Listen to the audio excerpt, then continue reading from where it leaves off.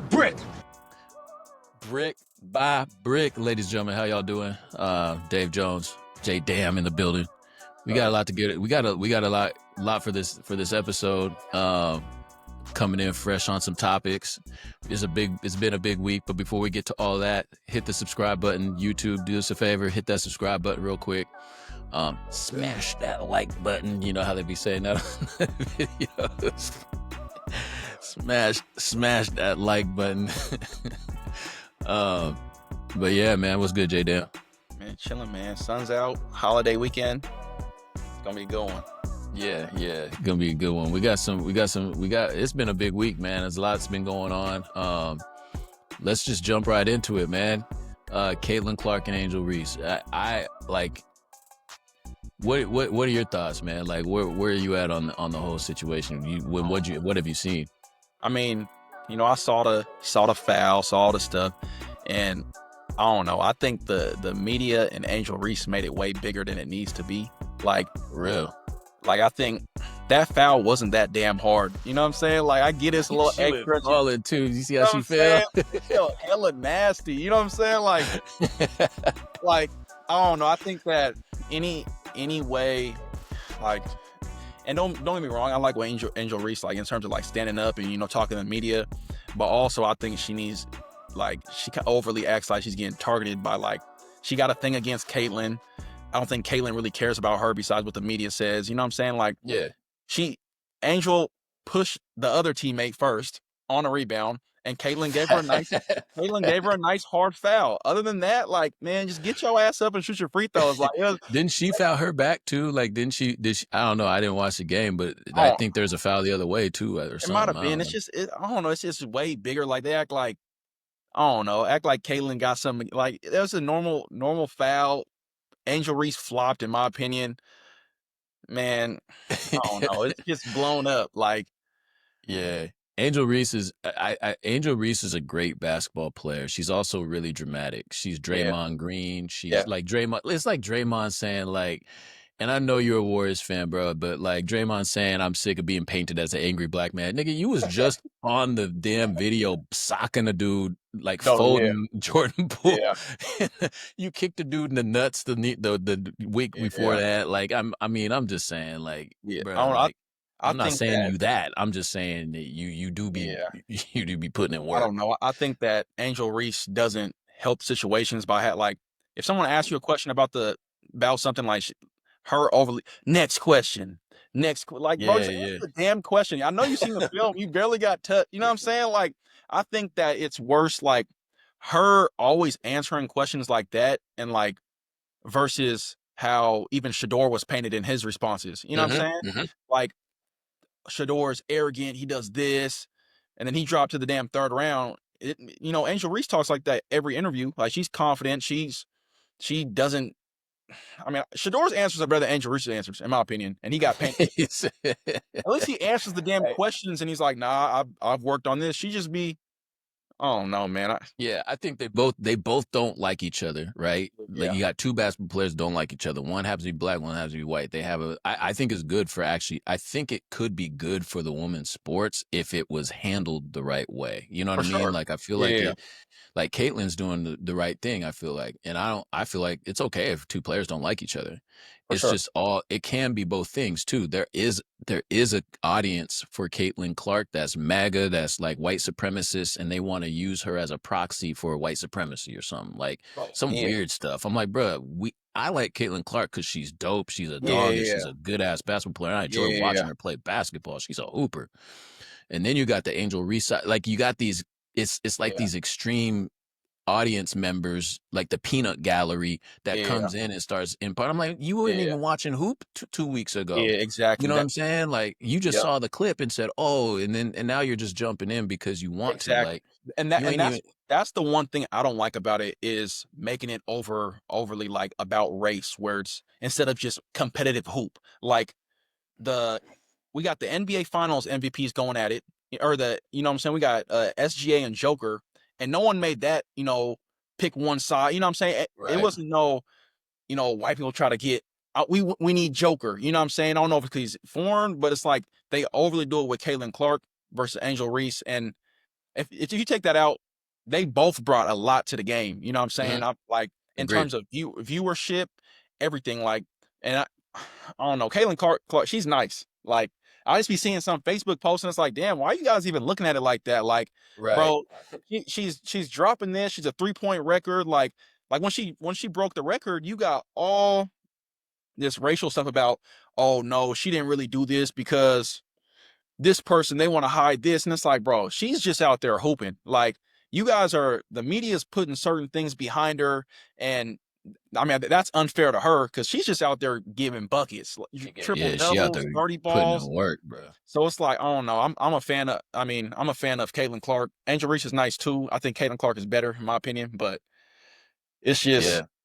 it's, I don't know. I like, if you like hoop, man, I don't know how you're not a fan of Kaitlyn Clark. Like, she's a bucket getter. She's does everything. She answers even in the Hey, she media. Like, she answers shit right. Like, she's good just on like and off court. you see just last night, someone was locking her ass up too. Like, Yeah, I forget the lady, but and then she like got physical, and I like how Kaylin's standing up now. It's I like, like yeah, that. man, don't And last year it was don't kind of don't just like, boom, try to act cool, and then this year, nah, man, talk your shit. step up. Yeah, talk your shit. Yeah, And I like it. talk. I like that version Yeah, of Caitlin I Clark. love Like, that. she's never gonna be labeled as the villain. You know what I'm saying? So Nah, it's just like, nah, man, just talk your shit, stand up for yourself. Because of how the media is, you can see certain players attacking her and going at her. You know what I'm yeah. saying? So Yeah. it's like, Oh, that was the case last night. I feel him too. Like, if it yeah, were me, I'd be doing the same thing. I'd be like, nah, you no, getting yeah, hacked, you getting fouled. Oh, exactly. I got Caitlyn tonight. Yep, No, it's yeah. on. Like, so So I feel like I would be bringing that energy too, but I yeah, just wouldn't. I just don't feel like it has to be all the other stuff. We already know what's going on. We already know what media is trying to do. We already know like that but she's good for the game. You know what I'm saying? So anyway, like, and what came of that, and you didn't see this, which I'm actually happy that you didn't see it, is the Ryan Clark and RG3 feud, which came up. So this was interesting. Like, so ESPN analyst RG3 had some things to say about the situation. He reacted to the video on X with his wife sitting in the background saying that he believed Reese hated Kaitlyn Clark, and that's why the Chicago Ford yelled at the Fever star after being fouled. Um, in a separate video on X, Ryan Clark came on and said Griffin was fueling a negative narrative about Reese and villainizing her as the angry black woman, with his wife sitting in the background. And he had some things. And then he also went on to say, the one thing that we know about RG3 is he's not having conversations at his house about what black women have to endure in this country, about young, like he took it to the next oh level in terms of the yeah, conversation. And I was like, ooh, damn, okay.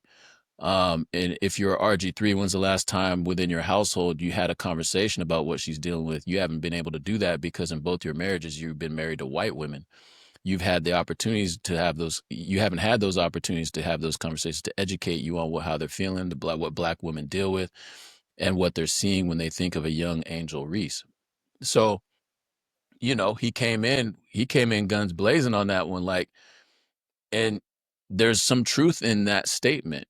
I don't know about the stuff what RG3's doing. I'm not saying that. I'm saying based on what RG3's history has been in terms of how he brands himself, he he puts that the element of, because I'm married to a white woman as well. So I can speak on this very clearly and candidly. I don't make me and Ann's marriage the brand, if mhm, that makes sense. If you look yeah, at the content I create, it's not me and her flying around like in every picture being like, oh, look at my white wife, or, making jokes about stuff like that. yeah, I feel like if that is what you're doing, then there's going to be smoke. yeah, That's just our Ryan Clark aside. Like, I'm just saying, like, and so that's what spawned his comments. And they have a relationship. Like, he's like, yeah, no, I've talked to this dude, I've been around this dude, I know how he is mhm, and what he says and what he doesn't say. So And then RG3 gets on and says he's attacking, it's out of bounds to bring my wife into this and blah, blah, blah. And I'm like, I mean, you have been bringing your wife into this. Like, I don't know. Is this kind of one of those things where it's like, yeah, I think he went out of bounds, but at the same time, like, you're also not helping the situation with how you you put content out on the world. That's just Yeah, me no, personally. exactly. That's the thing though, is if no matter what, if you want to step into the public and have a pod or you want to say those type of things, like you're for one, you gotta expect for someone to come back at you. Like, you know what I'm saying? If you're commenting on controversial stuff like that, someone's gonna say some shit to you no matter I'm what. ready for all the smoke. I Yeah, get it yeah. all the time. Like, No, yeah. So it's like, I mean, someone's gonna say something back to RG3 regardless. Just like Ryan Clark going back and saying that, someone's gonna say something to him too. It's just it's just part of yeah. it. You're gonna get every single person's opinion on it, how they feel, what it is, good or bad, and that's just what comes with it. You can't expect to say some controversial shit and everyone agree with you. Yeah, and RG3 made a statement, and there was some truth in that too. Like bringing my wife into this, telling me what kind of conversations we have in our house and stuff like that. And I agree, he was projecting for sure Yeah. and assuming Yeah. that he doesn't talk about certain things. Exactly. Um, and and you have a history, brother. Like Rob Parker, long time ago, called him a cornball brother on the show. You know what I mean? He Yeah. just there's a narrative that I'm not saying it's true. I'm just telling you that's the narrative. Yeah. I like RG3's stuff. I don't really follow him online, so I don't really know what all of that is. But I'm also married to a white woman as well, so it's just like I empathize in some ways, and then in some ways I'm like, yeah, man, my guy, you're doing that to yourself, bro. Like that's on you. Yeah. So whatever you put out there, you're giving that for the public to consume. So Oh yeah. you got to live with that. Um, but saying attacked, I don't know if attacked is the word I would use in that situation. But anyway, that's a whole nother podcast. We can talk about that more, or hopefully it just goes away. That's what Yeah. I'm hoping, because what else happened this week is Bitcoin hit an all-time high this week. Let's see. But Let me bring but up but before you even say it, we already said this shit was gonna happen. So man, if come people on. ask the last 4 pods, we called the last 75,000 pullback. We called it Right. as soon as we called it hitting the all-time high. We called that last week. So, oh, Bitcoin's gonna We go up sure and hit a did. all-time high. So if y'all been watching, yeah, yeah, Yeah. comment on this shit. Do you think we're going higher? Yes. Yeah, I Yeah, think I so. think so too. I Absolutely. think we're I just think getting started. for sure. 120 is coming real soon. Uh, 115, 120, I agree. and I mean, it might have a pullback right after that, but after 120, it might have a pullback to, it might crash to 100, and after that, it's 150.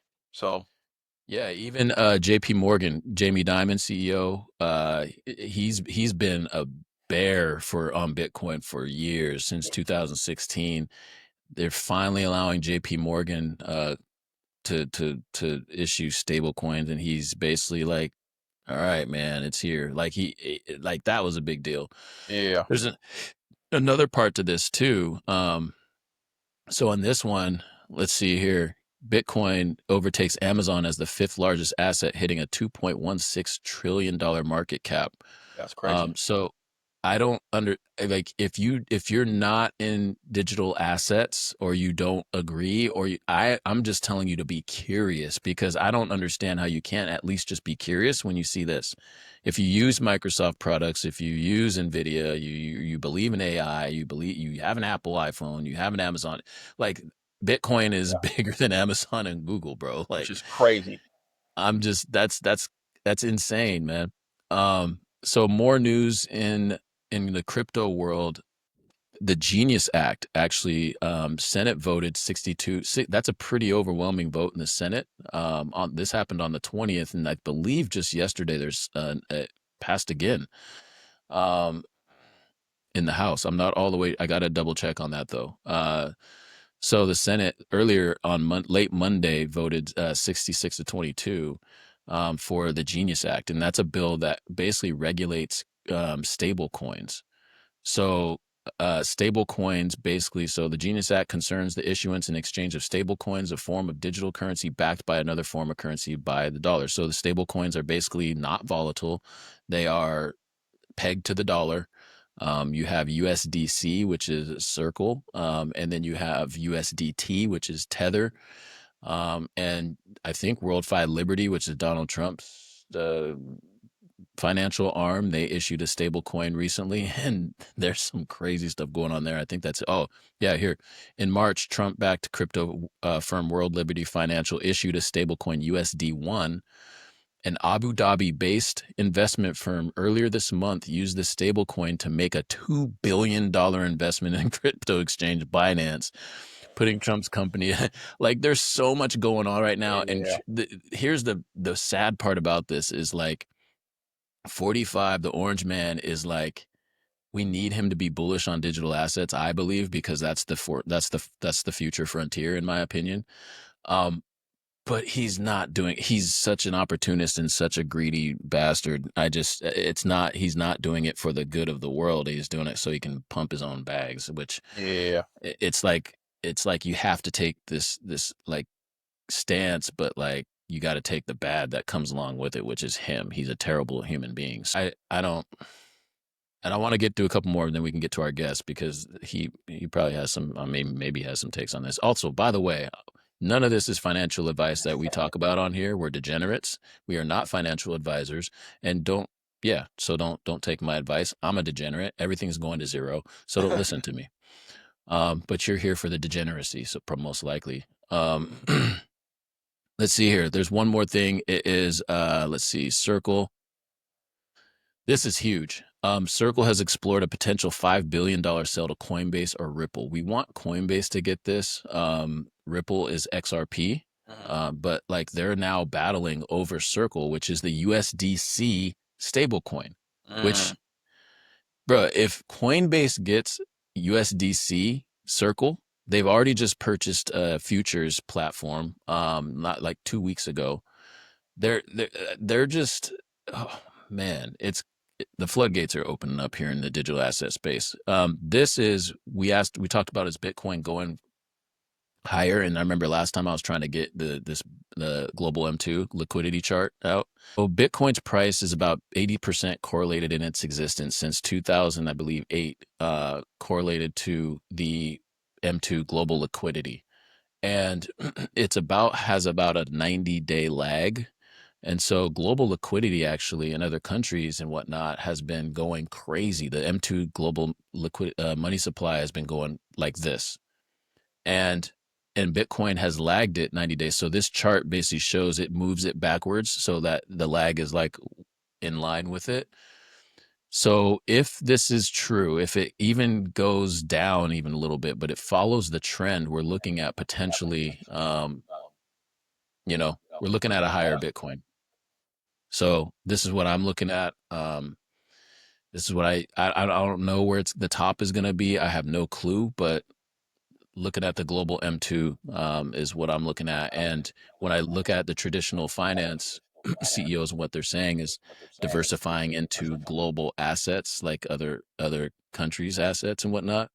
It kind of tracks with all the things that we're talking about. So anyway, quick stuff on the market. Oh yeah. And we did call Bitcoin too, by the way, on here. Oh yeah. All right, so now let's get to our guest because we have a lot of stuff to talk about. Let's get to our guest. He's been waiting, listening to us ramble and babble. My guest today is a former Edward Jones financial advisor. He's not coming on here to do financial advice. He's a former senior vice president of wealth management for UBS. He began the original AAU program at the Rainer Vista Boys and Girls Club. He was a coordinator for social development through sports, CAY, and then he also has a master's degree. He's a pretty smart guy at UW for intermediate athletic leadership. Ladies and gentlemen, and he's also the husband to a colleague of ours or not colleague, but like a person that we see in the Windermere world. And I'm just gonna bring him out here. Let's bring him out here. He's been waiting for way too long. Chad Smith, ladies and gentlemen, how you doing, man? Good. Yeah, sorry to Appreciate you make you guys wait for having so me on. long. No, it was interesting. I was in it. Yeah. Okay. Good. Yeah. So talk to the people, man. Tell them about yourself. Well, first, Dave, I have something for you. So when you shared with me that at one time you played for CAY, Yep. you know how much that organization means to me. Me too. And I believe your team was the first team to win the Mike Connors Memorial Day tournament in Reno, which is going on, right now. That would make you Yeah, let's CAY go. legend. Now this shirt is Yeah, I need that. from small business here in Seattle. They're called Established 1619. If you grew up in the South End or the CD, they got a lot of really cool stuff going on. This is the original CAY mustard. It was mustard and brown. Okay. Michael Preston, visionary, he brought that nice blue color with the gold. I believe that Michael Preston had the first all real Seattle national traveling AAU team with the posse. Okay. Okay. That was it. So we'll get that to you. Yes, sir. I need that, man. I might drive next time I'm up in Seattle. I'm on it, man. Yeah. Yeah, I'm glad I got that now. About to clip that or something so people know. I won MVP of that tournament too. I want to make Let's sure people go. know what's the Yeah. deal. I won There's a MVP of that long tournament. That was list of 8th grade. legends at CAY, so that's something to say. Yeah, man. Dope team. Still Chuck. Shout out to Charles. He's doing Vibe Bingo now. If you ever go to Vibe Bingo, that's my guy Charles. He played on that team. Yeah, there's just all these other dudes out in the world doing dope shit. So I really appreciate that. This is also this summer's the 30th anniversary. So you got these super regional teams now in AAU, right? Cities combining, players flying in. Yeah. So back then in '95, going to the AAU national championships, that was it. That was the big thing. Yeah. And it doesn't happen like this anymore. We had consecutive age groups, 7th, 8th, and 9th, mostly from the CD and South End. Mm-hmm. We had people like Luca Ridenour come down, but that was really rare. It was mostly neighborhood kids. Yeah. So they finished in the country, 5th in the country, 4th in the country, 11th in the country in successive age groups. The trophies they came back with were taller than me. I had them in my office. Those squads, there's so many players. I don't want to leave anyone out, but the ninth graders were coached by Robert Graham, who was the head coach at Renton High School for a long time, and Rob Ridenour, who was Luke's dad. And then the 8th graders was Obi Johnson. He had two of his sons went to the NFL. Okay. And then the 7th graders, that team had some people, a lot of people still here in Seattle that people know. That was coached by Robert Loudon. That's what's So up. that was just guys from pretty much one area finishing 4th, 5th, and 11th in the country in successive age groups. So that's 30 impressive. years. That's impressive. Sorry to go off on a tangent. No, that ain't a tangent at all. That's what we talk about, man. We talk about basketball and hoop and all those things.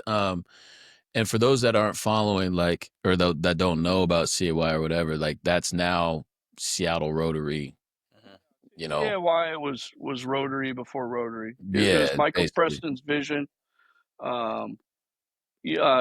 Dan coached at CAY, Dan Finkley. So yeah, Yep. yeah, no, it was an amazing time. I mean, so many great young men. I talk to them still. I mean, these guys, shoot, they bring me to tears sometimes. They're all doing great things. Yeah. Amazing. That's dope, man. Yeah. Yeah. And you have not only the coaching background, but also like the other background in terms of, because we talk a lot about, and that's why we wanted to bring you on, is because we talk about, athletes and finance and how to handle their finances and all of those things. And there's nobody else better to talk about it than you, because you do have what we talked about. Was I like that you have the background of coaching and being in the CD and being in that element, in addition to having the knowledge and the background in the finance world too. You don't get that often, and that's why. Yeah, no, I mean, at the original Vista, we couldn't even get the CD to come down and see us in the OG Vista. It was in the housing projects. There was about 5 parking places out front, and Bill Burton, he's the one with Miss Denise Overton, who's still there. That they got that beautiful building built. Yeah, but when I was there, you parked on the sidewalk and the curb, and no windows. I mean, you just hit the vista. Yeah.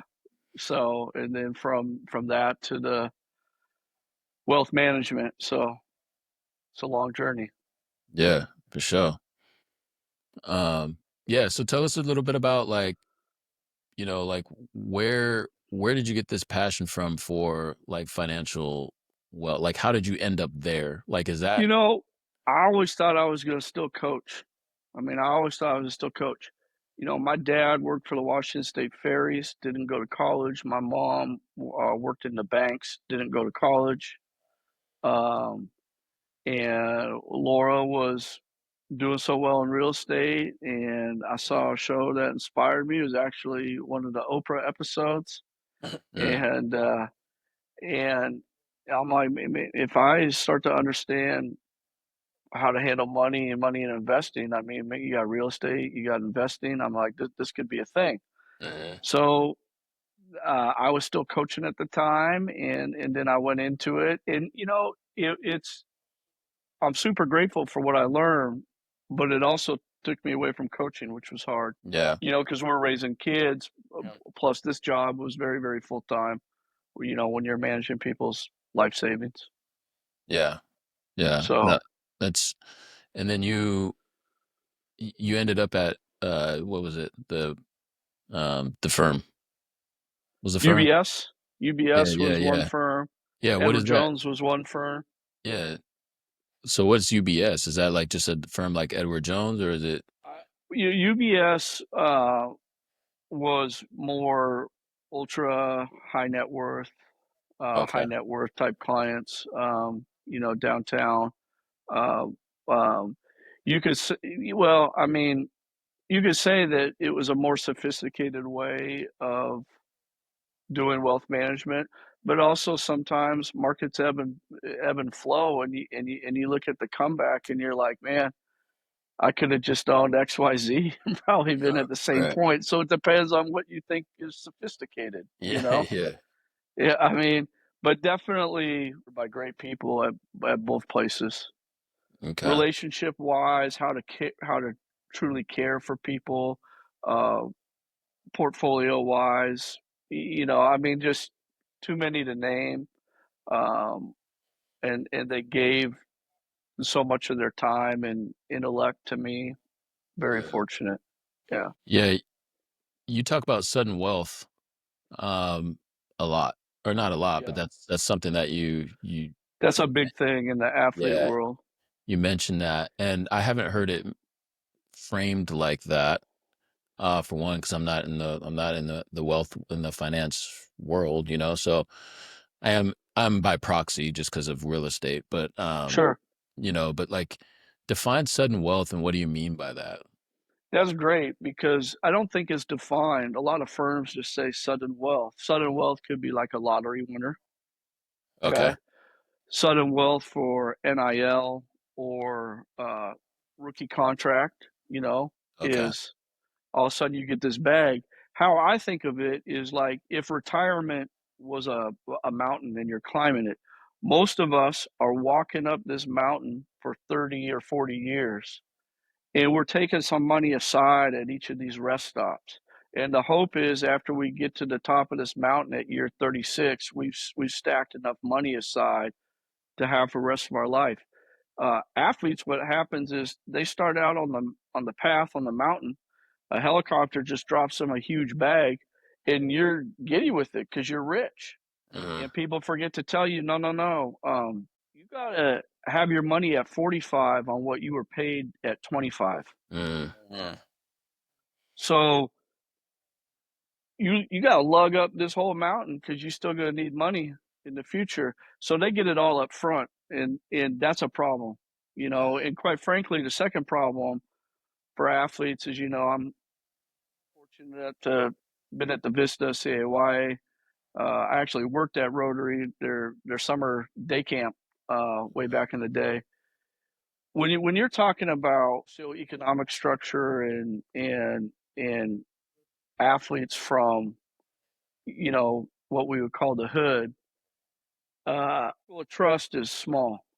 They're guys that they grew up with, possibly their family, sometimes not their family. Sometimes their family's bad, worse for something like this.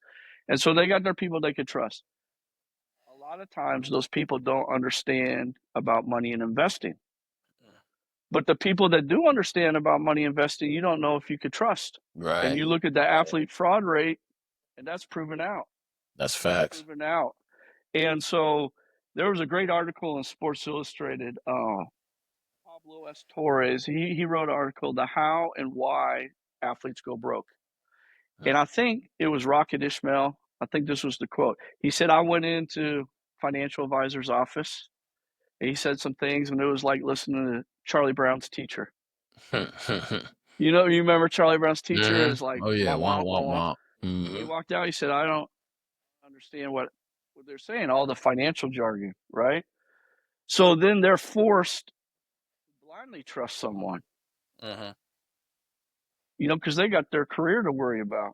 So, they're not going to, become a financial advisor or go get their, master's in investments or whatever. So you end up trusting the wrong dude or gal, that could be bad. So that's a big problem. No one bridges the gap between how an athlete could understand it at age 18, 19, 20, who's, from the CD or Compton or whatever, and what this 45-year-old advisor is trying to tell them. Right. Yeah. Huh. Interesting. J Dam, you got anything to that? I mean, I guess on that, like, because you always see stories of like the top players where they're going to come into wealth, and now you see those guys that are around during high school and things like that. You saw agents, or you see like a Rich Paul type person getting around, some of these 17, 18-year-olds. Do you think that's actually a good thing now? Versus some people see it as a bad thing, where it's like, oh, he's preying on the kids. But I see it as, I think that if they could trust someone that young and then they're around their parents, I think it could be big for them, So I would agree with you. It goes either way, right? It depends on who's hanging around you at 17 or 18. Yeah. But now that, NCAA, you could have an agent, you could have a tax advisor. That's all. That should have happened a long time ago, Sure. because you can't just say, I've declared for the pros, 3 months later, get your first rookie contract and say, you need a while to meet a tax advisor and an attorney and have an agent and build a relationship. So I'm fine with that. And I think things are getting better. Yeah. Because the money's so large now. People are branching off into businesses. You can see what Shaq's done. You can see what LeBron's done with Maverick Carter. They're banking stuff. They're venturing their own projects, which is impressive.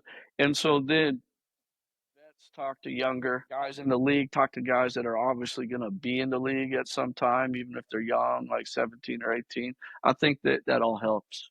Yeah.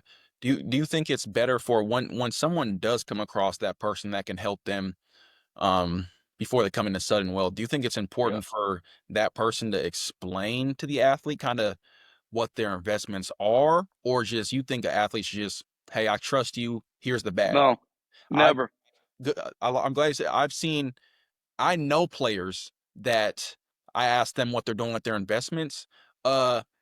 I don't know. I know he had me put $1 million here. It's like, oh, what's it in? I don't know, but I think it brings in 10% a year. And they have no idea what they put money in. Yeah. So, I mean, really, athletes should be looking at their statements for how much they're being charged. Yep.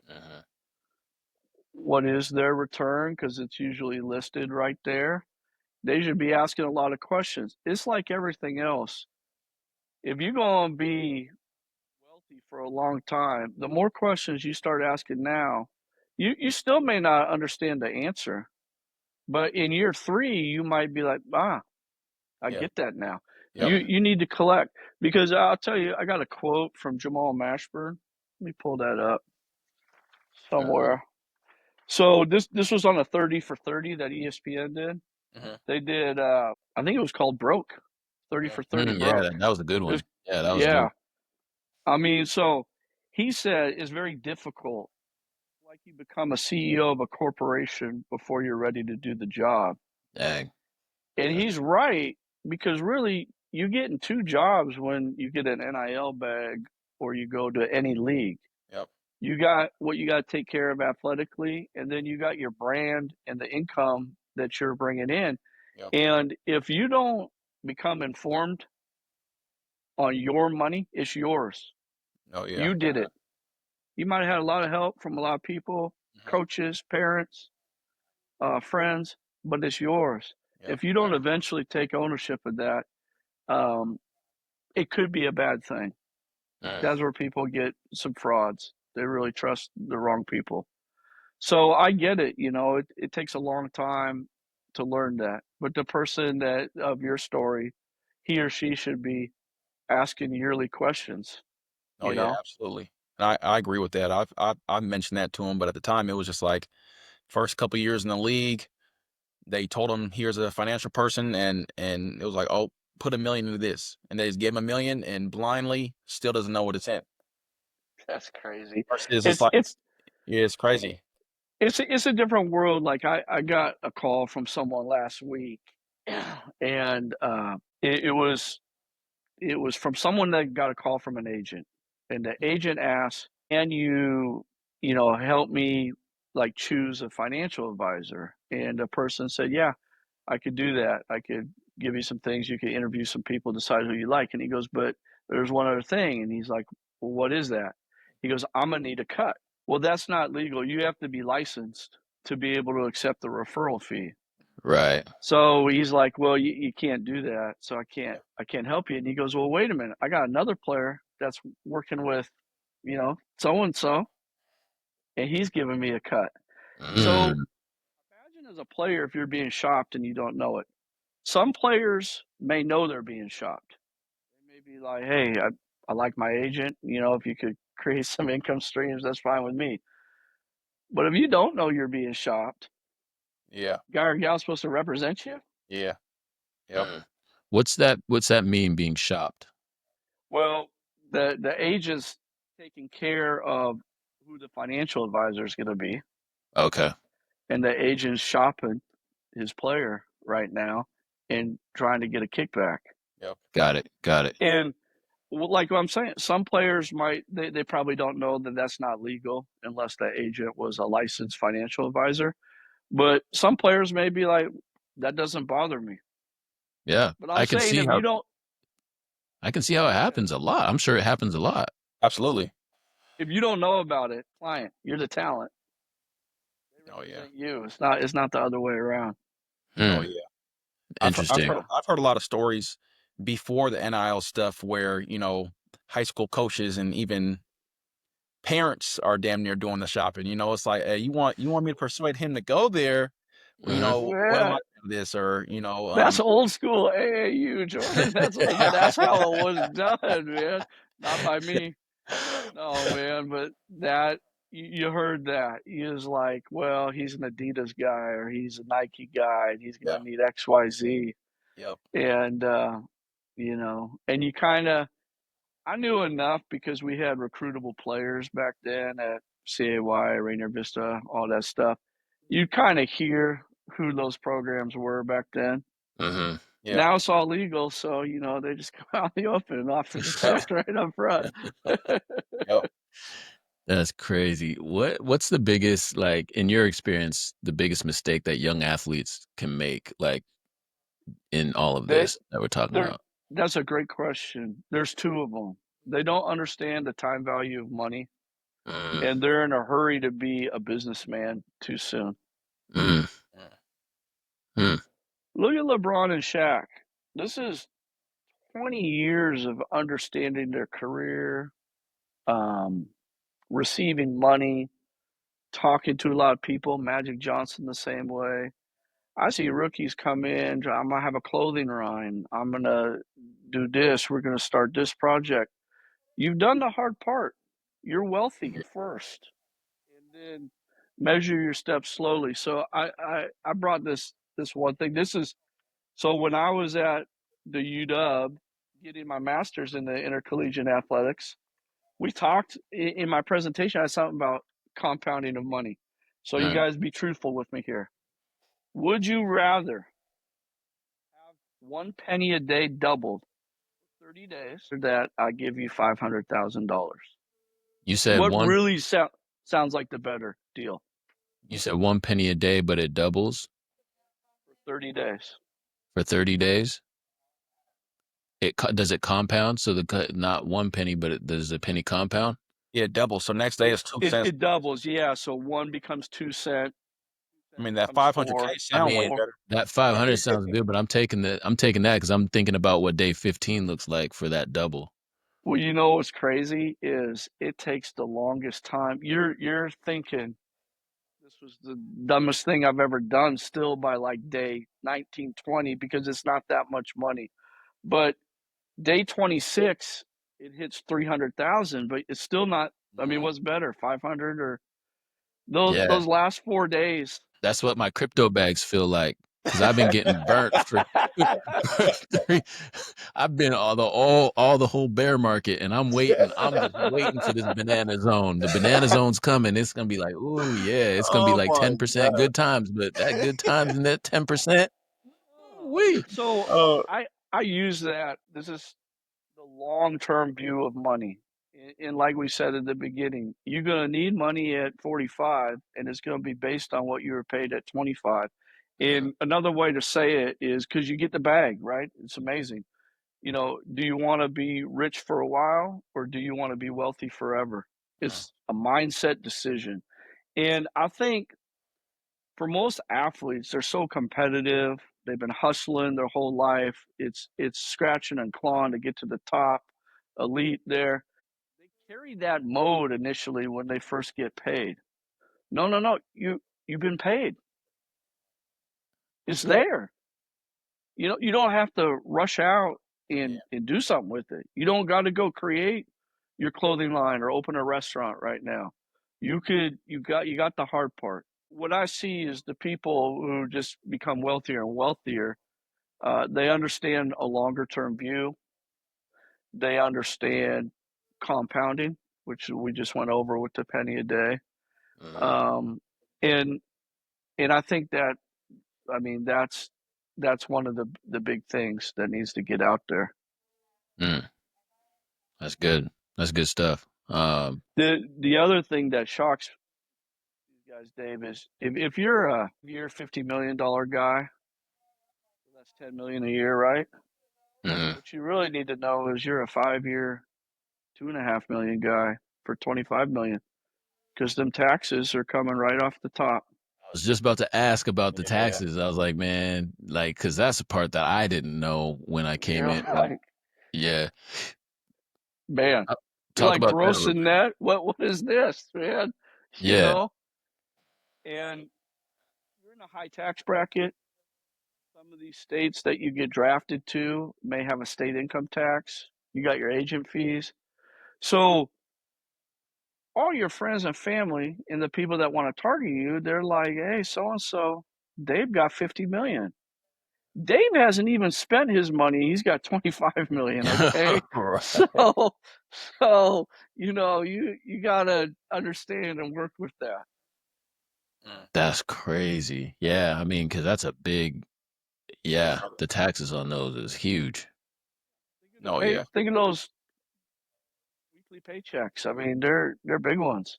The only thing I can think of is I understand how people get mad about, like, what are you doing? What do you do with all that, like, all that money? Like, that's a lot of revenue for a state, you know, to capture that. And I'm like, hold on a minute. 25 mil, bro, like, or like, you know, whatever it is. And I'm just like, and you have 3 teams here. Like, where's all that money going? Exactly. And some of those cities charge a jock tax.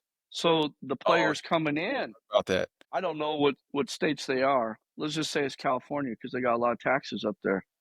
You play for the Knicks, you're Jalen Brunson. You play the Kings, you play the Warriors. You know, you play them whatever 4 times in California that year, you may owe the state of California some tax. That's crazy. And it's crazy because you can't avoid it. You can't say, I'm going to sit out California because they taxed me. So, Load management. yeah, I mean, so it's something that's hard for an athlete to get used to is the difference between gross and net. And,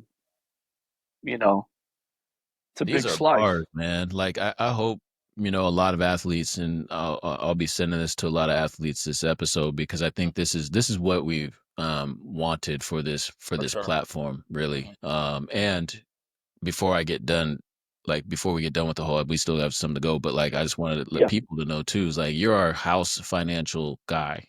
So this ain't gonna be the only time you're on this show, because there's gonna be things that pop up over time, or guests we have on or whatever. And I think that your knowledge and your base of in your wisdom in this space, and having the background of being in the basketball world, is super important. I really appreciate that. So yeah, that's really dope. Do you think, because obviously even when you think of sometimes financial advisors or wealth management people, you think of very, very wealthy people.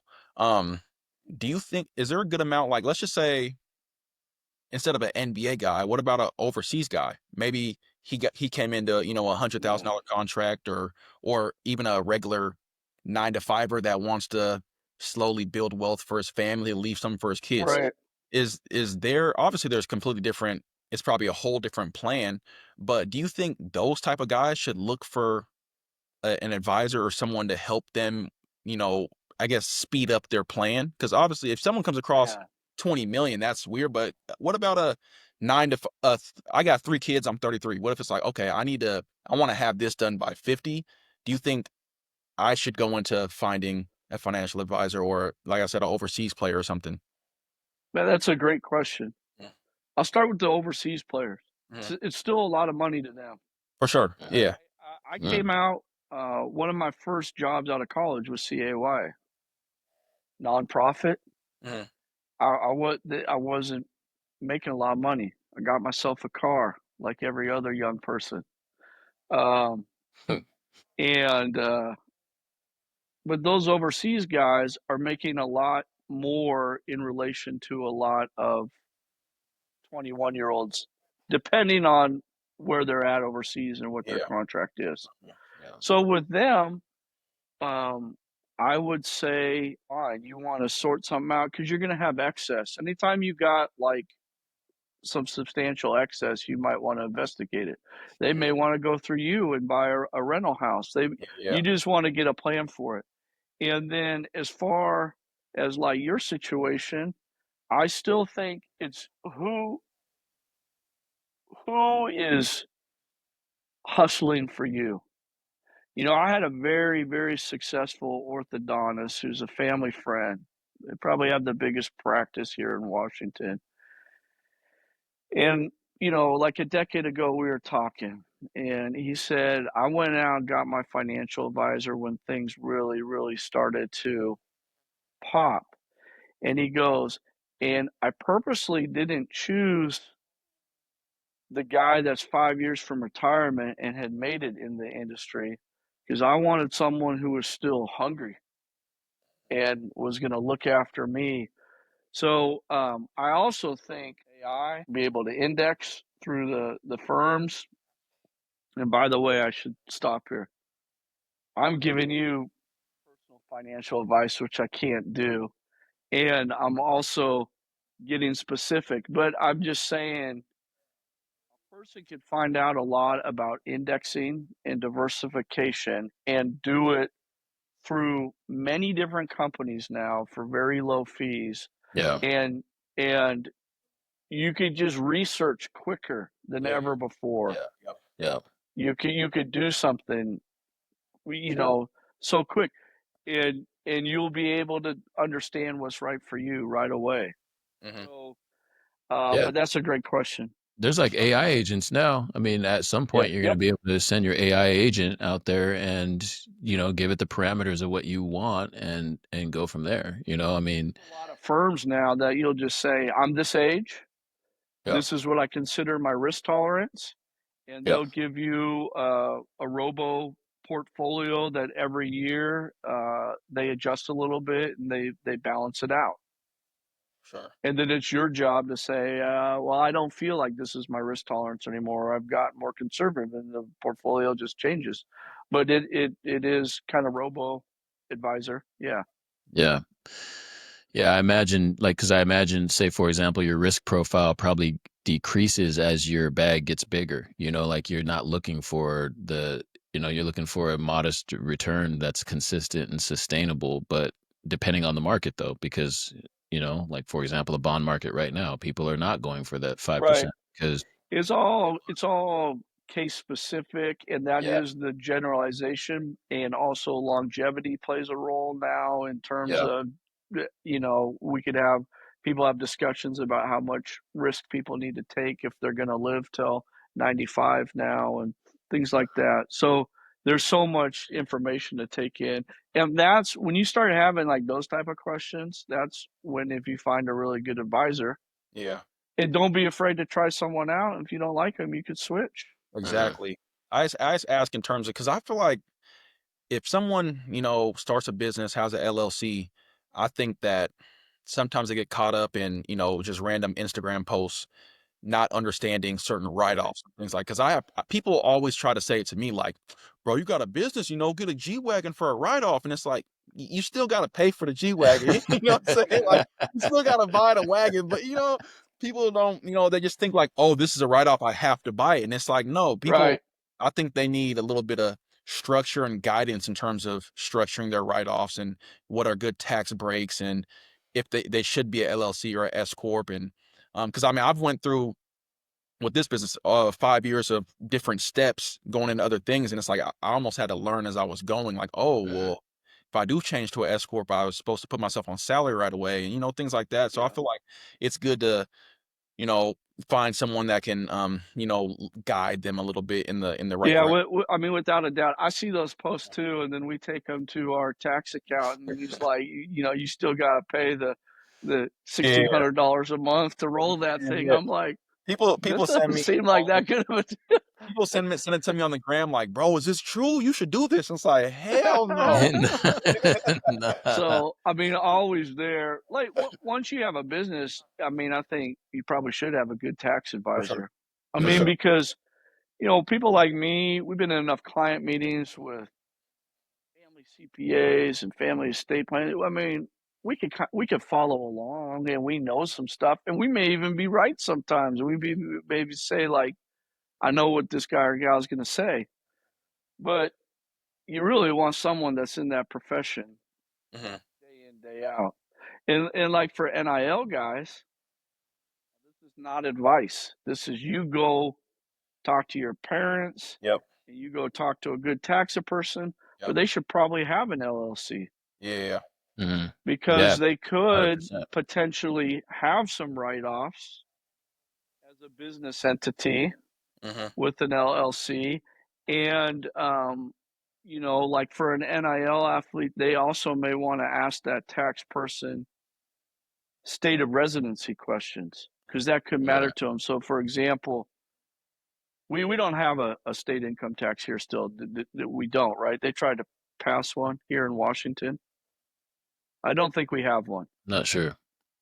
So from California, they have one. If you come up and play for the Huskies and Washington doesn't have a state income tax, you might want to consider asking that tax attorney or CPA, would it be better if you establish your residency in the state of Washington as an NIL athlete than keeping your residency in California?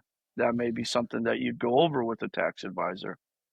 Yeah, I feel like there'd be some. I mean, I'm making my college choice if I'm a high level blue chip kid and I have bags that are being offered to me. That's definitely coming into play, and I'm assuming that that's part of the conversation in terms of how much they're getting because of how much they have to pay in taxes in the state.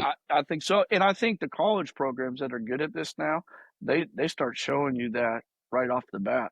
Mm-hmm. Yeah. They're like, oh, I heard you got an offer from so and so, but just so you know, they got a state tax there, and Yep. this Exactly. is you know, and It's and we don't nasty. have one here, Yeah. and you know they're using every advantage that they can. Yep. Yeah. And So I didn't even think about that Yeah. until we start. Man, that's crazy. So I mean, these young guys are being forced to be business people. Yep.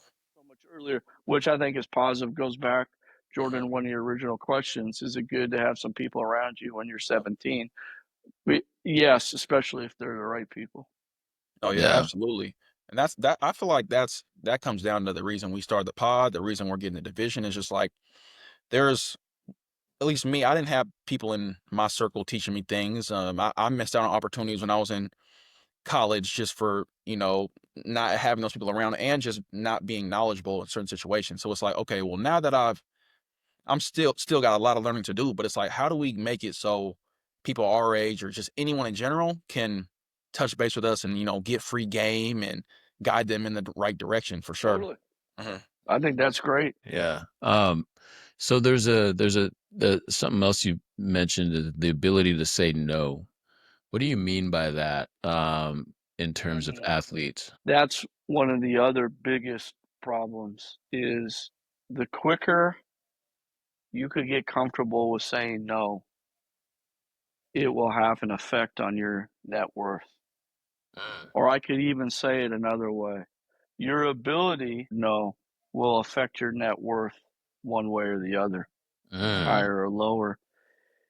It is a hard position, if you're a loyal guy or gal and you came up and, a coach had a lot to do with your life or this and that, and you get that bag.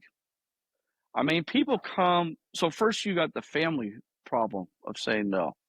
You learn about cousins that you didn't see at the family barbecue for the last I've 10 experienced. years. You got them shirts. You like, what, Uncle Jesse? You got the shirts? Because I got all 10 shirts. If you don't got the shirt, you're not my cousin. So you got that.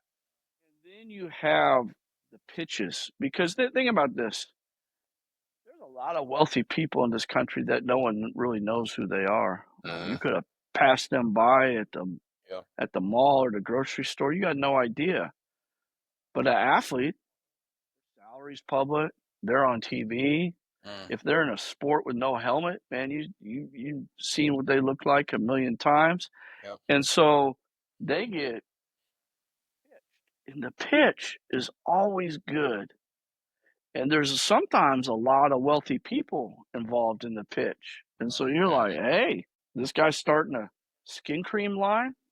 Well, I heard skin cream's like, $100 for a small little thing. And these other dudes are rich and they're putting money into it. So I'm going to put money into it. No. Very few deals. Like, how many of these do you remember? This is the only one that I really remember right off the bat. How many 50-cent deals are there on the vitamin water thing? He put a lot of money in vitamin water when it was private, and Coca-Cola bought vitamin water for a crazy amount of money, and 50 got paid. Yeah, he did. Yeah, the only other person I was gonna say the only other deal I can think of that really went crazy was Kobe's deal with Body Armor. Yep. Example, we should have like 10 of them off the top of our head. So you got to say no to the family members, and maybe even people in some way get you there, and that is a very uncomfortable thing. Yeah. And you got to say no to the pitches sometimes. Now you got to eventually know yourself. Maybe some pitches are good and you say yes to it, and you allocate a certain amount that you're comfortable with, and the risk reward on that. But it affects your net worth, and some athletes can't say no. You know who couldn't say no? We know this. MC Hammer. Antoine Walker. Yeah. Or maybe that was everyone. I mean, Hammer by the end had like 70 dancers. Yeah, MC Hammer was that's before J Dam's time, but yeah, he was the first one to like really be like ostracized and like, not first, but I mean, to me, he was like a big one. And then Antoine Walker was another one I remember. employee number 8.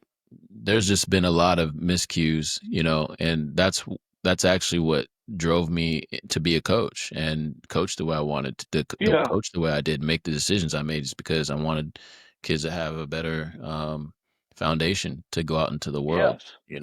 And MC Hammer got ostracized unfairly. He Mm-hmm. was too kind. Yeah, he was taken advantage of. He bankrolled his crew, Mm-hmm. like we all want to.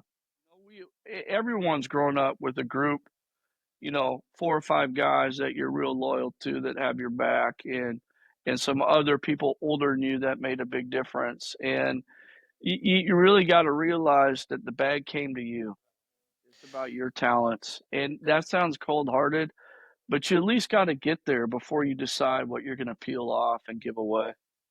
Yeah, the cool part too, the opposite end of that is we're watching it in real time with the GOAT. I mean, I think that there's a blueprint being, come on. We watching it in real time with the GOAT. But that's one thing I do admire is how those guys that he put around him were his guys, and they've been put in position to play their role. And it's worked. A lot of times it doesn't, though. Yeah. More times than not, it probably doesn't. He's probably the first generation that saw the long-term vision. So yeah, the other GOAT that you might mention, Jordan's era, they all got that endorsement money, and then they saw, okay, how I present myself, how I do things, I'm gonna get this endorsement money. Yeah. LeBron knew he was gonna get the endorsement money, and he said, how can my people fit in with real businesses? Not see, one of the other problems that the athletes don't say no to is they fund their own enterprises 100%. Now, as a business owner, you got to make a pitch. You got to go get equity. That's why Silicon Valley exists, because people come to them for equity. Athletes is just like, hey man, my guy does this. I trust him. So here's the whole thing. Yep. That's not how real business works. People don't fund their whole ventures. So, GOAT Part 2. Are those fighting words? What was that? I said the GOAT Part 2. Oh man, no, I don't need the debate on anything. We got I have 43,000 reasons why. I don't. He did an amazing way. The stuff that those guys put out, the documentaries they put out, they've found a way to really the business deals that they're doing. It's good. Yeah, and MJ paved the way, obviously. Yeah, I like how you broke that down with the endorsement piece, and I think that it just got evolved, and they took it to a whole nother level with the media arm. He can tell his own narrative, he literally can tell his own narrative, and it's just like, wow, that's a powerful place to be in. Well, they all learned together too. So, they got the bag, he got the bag. And then he was more like, how are we going to solve this? We're going to do this together as a crew. I mean, I don't know. I shouldn't speak for LeBron. But, it wasn't just, I think it was pretty thought out. And now they're all up there. Yeah. So that's very GOAT-like. Yeah, and a lot of the things that people are watching are from his company, and they just don't even know it. Because they're so entrenched now, whether it's TV shows, movies, productions. Spring Hill is behind so much stuff, to the point they don't even put Spring Hill on it anymore. I remember they used to put it on it, and now they don't even put it on it. It's like somewhere in the back, because it's just they're so entrenched in media. Yeah. And you look at someone like Jordan, he's got the NASCAR followed after, like Joe Gibbs. So people are starting to understand that the power of exponential building through what they have access to, and a lot of it's knowing the right people too. It seems to me, and this might be just an aside, it seems he's kind of a little desperate getting on the NBC right now. Why now? I have a question about that. I'm like, why is he jumping on right now? He's been silent and away from basketball this whole time and speaking through like PR firms, and now all of a sudden you want to be on TV. I'm interested in the decision making behind that. Yeah, no, that is interesting. I mean, obviously the Jordan deal, I think, is still worth about $400 million annually. Yeah, So his name alone is worth billions, but like, so maybe I don't know. I haven't read anything about that, but I thought that was interesting too. When NBC said they got Jordan, I'm like, which Jordan? You know, Michael Jordan. I'm like, okay, let's do it. Yeah, I think that's an interesting move. It'll be interesting to watch because I feel I think there's two reasons in my opinion. I have one reason is NBC is trying to bring back nostalgia to the game. I think not with SGA getting foul baiting and call the calls he's getting, but I do like his game. He has a mid range game. Like when you watch the highlights, it's all mid range, and I'm like, that's nostalgic.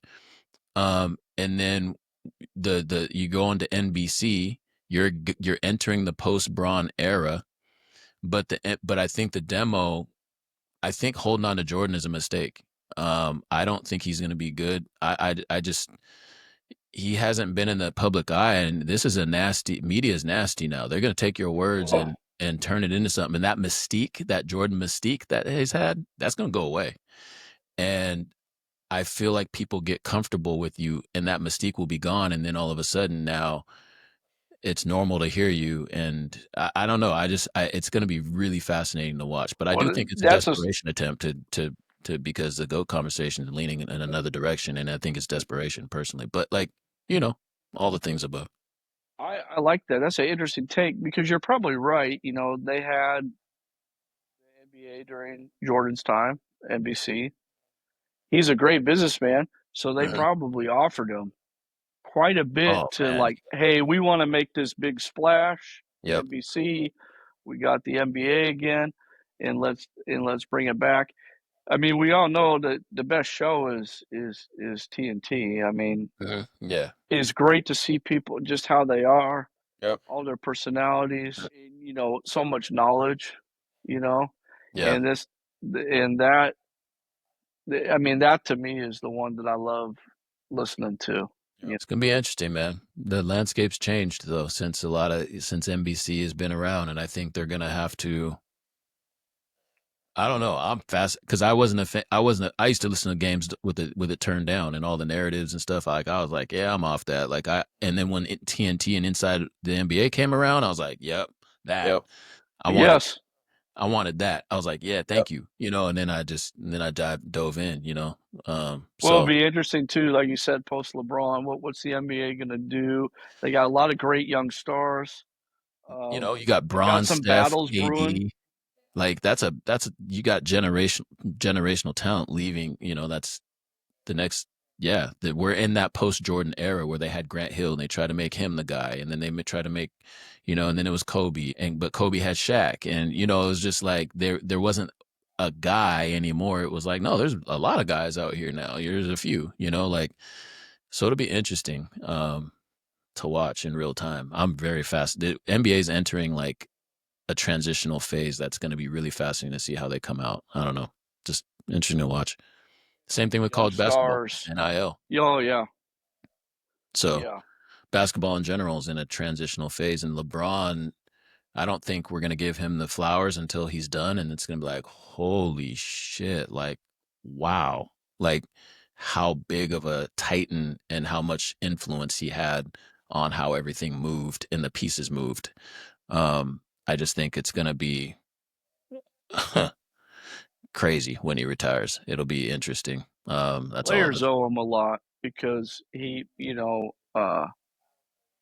him with Clutch Sports, they navigated an elevated kind of players' rights era.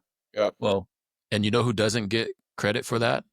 And I'm gonna like Oscar Robertson. Like, I think he deserves more credit than anybody for free agency because we have free agency and we use it all, but like it's because he went to the Supreme. He was literally fighting while he was playing to the Supreme Court. Like, I mean, I'm just going, this is crazy. Like, why don't we talk about Oscar more in that regard for this thing? You can imagine the mail he received. Oh man. Oh It wasn't, hey, go get him. We're behind you. No, black athlete standing up for his own free agency in the court. Are you kidding me? In those times, in the 60s and 70s? We're with you. Yeah, they were definitely. So I think that doesn't get mentioned enough either. That gets kind of lost in the sauce. Bill Russell coaching the Celtics to a championship doesn't get mentioned enough. There's a lot of things that have happened that, and we get so stuck on this Jordan conversation. I'm like, look, man, yes, and we have other people who've done some really crazy things in this sport, and they deserve. Well, it shows you how hard Kareem's record was to break, because Braun came out right out of high school. He was playing right away. He was good right away. He's been the greatest at longevity and keeping his body up, and he just broke it last season, or was it the beginning of this season? Last season, right? That was 2 seasons ago, wasn't it? Yeah.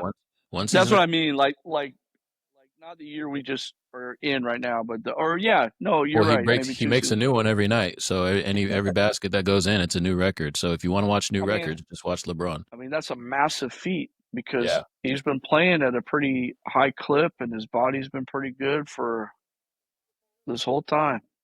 Have you ever watched in your lifetime watched an athlete in any sport break an all-time record, and then every single time they play is a new record?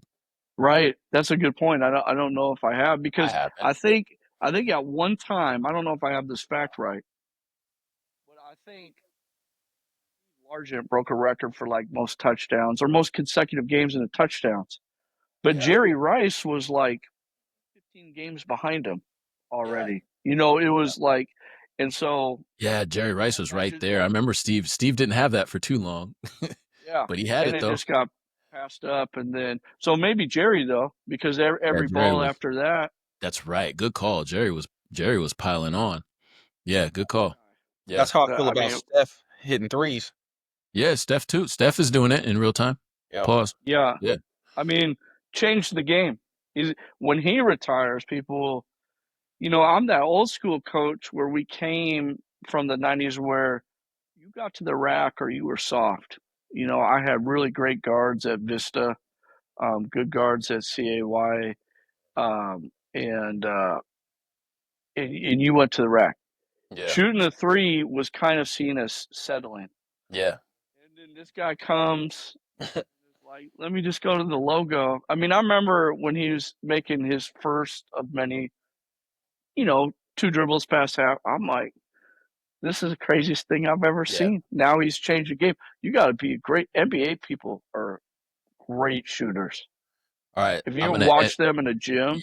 They shoot like me. But now I'm joking. Last one. Okay. Who can break the scoring record if you had to pick one person right now that has a chance? They can be in college, they can be in high school, they can be in the pros. It's tough to say that Luka's body would last as long as LeBron's. I'm not trying to agree with the Dallas general manager.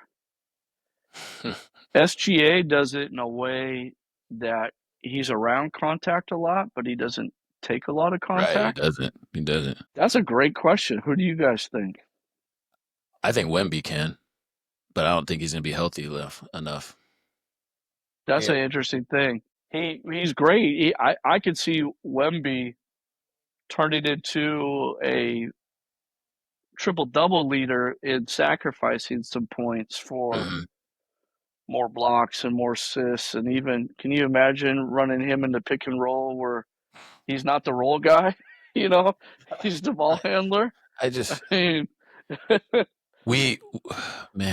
in the playoffs is going to be, I can't wait to watch Wemby in the playoffs and how coaches have to deal with him for 7 games. Like, I just don't know how you're going to do it. I just don't know. Like, game planning for that guy has to be a nightmare. That's a great shout out to Mitch Johnson, new head coach, Metro guy O'Day, two Metro people coaching in the NBA, because Doug Christie, Rainier Beach. Yep. So plus all the Metro dudes that are in the league. I mean, that says a lot about Seattle basketball. Plus, Yep. the P5 Tacoma back there basketball. behind J Man, Dam. yeah, Yep. crazy. Yeah, Yeah, P5. I think P5 is yeah.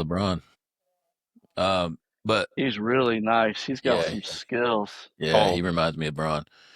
All right, well, we just this is a lot. We had a lot. This is a good episode, and I hope it's good for all the athletes to hear. So I appreciate you taking time to come on here. We have one last segment called "Put Me On." We'll start with J Dam. J Dam, put me on. What do you got this man, week? last 2 weeks I gave updates on Zenith. I gave the followers updates on Zenith. We finished the labels. We're in the middle of some of the marketing pieces and design. So Oh, what? That looks fire. Put me on. oh yeah, so just had actually right before this I had a meeting with a huge creator that is one of the biggest social media advocates for like clean products and healthy foods and supplements, and just met with them before this, and I gave her some back when I gave you some Yeah. some Okay. months Yeah. ago, and she's man Oh she yeah. they've loved it. So I want to drink like this. Just be no, like. yeah, they loved it. So she's she's gonna be a part of it and wants to be able to promote it just because she's been using it. She wants to put it in her videos now, but I told her she can't put nothing in yet until I launch. So That's what's it's up. coming along right now. That's dope, man. That's yeah. So you heard it here first on Brick by Brick. Put Yep. me on. So I think Chad, you already kind of put us on with the CAY shirt. You started off with put me on. Yeah. But Thank you. is there anything? I would say just a little shout out to the IAL program at the UW. So Okay. when I got my master's there, it was Dr. Sarah Lopez. She's incredible. And what they're doing in the athletic space of trying to create real leaders, broad vision, and Dr. Hannah Olson will be taking over the IAL program, Intercollegiate Athletic Leadership at the UW. It's a great program. I got a lot out of it. Met a lot of people. We're grateful to have that degree. All right, that's dope. Put me on. I'm gonna go ahead and I'm gonna go into y'all know I'm in the music space. Um, I've been on the Nas. If you're not an if you Nas, just go back in Nas's catalog. I've been going back in his catalog, and the Godson album and Life is Good have been two albums I've been playing a lot. So putting on to that. Mozzie still. Nana, shout out to Nana, the homie. Yeah, just those though. And Nas, man, just shout out to Nas. Like put people on to Nas, like because we were talking about that last time. J Dam, you said you ain't talking about Nas. Nas is like third eye vision. Like he's talking about all the things ahead of time before it was popular. Um, but yeah, man, shout out to Nas. So anyway, that's my put me on. So Godson and the Life is Good album. Those are two albums I went back to this week that I was like, damn, there's some joints on here. I seen anytime I'm in the car, and Tay is a very observant kid. He's a freshman right now, and I'll see a song come on, and I'll see him go into his pocket, into his phone, and pull it out. I know I'm putting him on to some new shit, Yeah. and I'm like, yeah, I see you putting that in your library. Mm-hmm. Yep, I see you. Yeah, Oh, dad knows what's up. So anyway, I appreciate you coming on, Chad.